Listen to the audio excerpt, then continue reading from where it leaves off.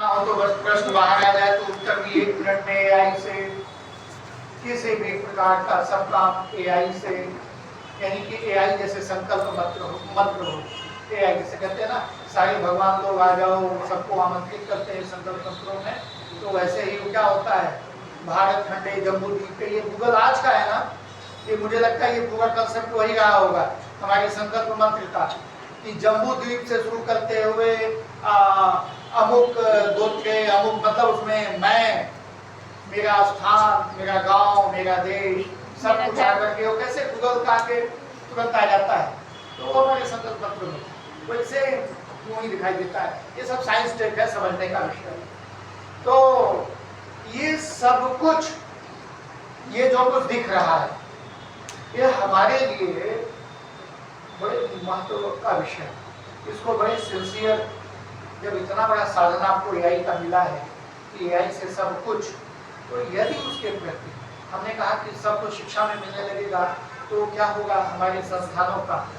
AI से अभी सरकार को भी लग रहा है, सरकार आपसे पैसा ले रही है, आपको दे रही है, लगेगा कि आपको देने की जरूरत नहीं है तो क्यों इंस्टीट्यूट देना, क्यों इतने बड़े बड़े पैसे खर्च करना। मैं आपको 2 उदाहरण देता हूं गुरुकुल का। एक गुरुकुल का उदाहरण है, आपके वहां भी दो प्रकार के गुरु होते हैं, कुछ शिक्षक होते हैं जो संस्थानों में होते हैं, और कुछ ट्यूटर होते हैं जो घर जाके पढ़ाते हैं। कई बार हमारे बुद्धिमान लोग, विद्वान लोग भाषण नहीं कर पाते तो समाज में गलत गलत बातें फैला दी जाती हैं कि उसने क्या हुआ कि अंगूठा कटवा लिया गुरुजी, तो बड़े खराब गुरुजी थे, ये सब बातें आती हैं। 2 प्रकार के गुरु होते हैं, जो संस्थान के गुरु होते हैं उनकी सामाजिक जिम्मेदारी होती है, जो ट्यूशन वाले गुरुजी होते हैं वो अनुबंध के आधार पर बच्चे को पढ़ाते हैं।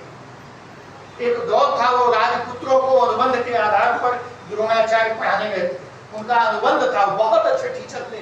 कई बार हमारे ये महाविद्यालय विश्वविद्यालय से बहुत अच्छे, बहुत श्रेष्ठ गुरु होते हैं जो टीचर होते हैं, वो उसी प्रकार के गुरु रहे होंगे।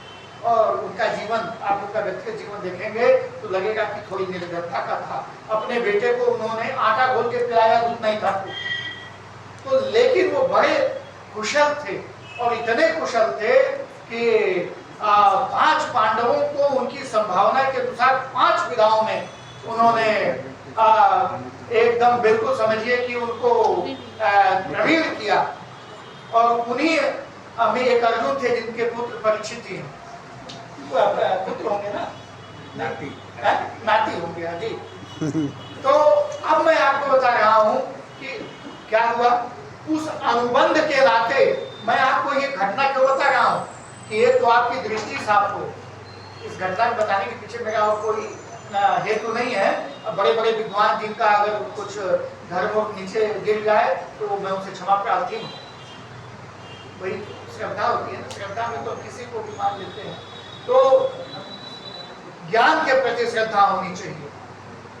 मैं जो आपको बता रहा हूं कि उन्होंने, चूंकि उनका अनुबंध था, उस अनुबंध मामला फेल होने लगा तो उन्होंने कहा कि उठा दे दो, ट्यूटर से इससे ज्यादा आप अपेक्षा नहीं कर सकते, आप समझिए।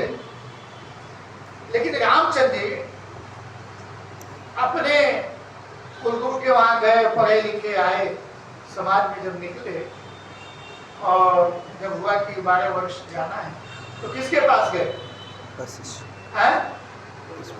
गए भरद्वाज जी के वहां, इलाहाबाद में आए थे, प्रयागराज। और भरद्वाज ऋषि के आश्रम में वो आगे गए, फिर सभी वो विश्वविद्यालयों में होते हुए आगे गए। उस समय के विश्वविद्यालय यही थे।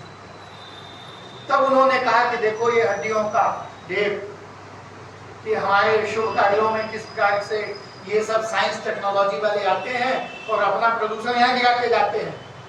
जैसे होता है ना, अमेरिका वाले अपना प्रदूषण गिराए कि नहीं, बहुत सारे बम बनाए थे, गिराए, वो भी उनको नहीं पता, वो नीचे बना रहा था, वो भी गिरा रहा है, सब चल रहा है काम। तो इस प्रकार का तो वहां पर रामचंद्र जी का संकल्प होता है। तो देखिए जनमानस में होते हुए वो किसको, अपने लोगों को संगठित नहीं किए। आप कभी भी देखिए, आपके संकट में जब होंगे तो आपके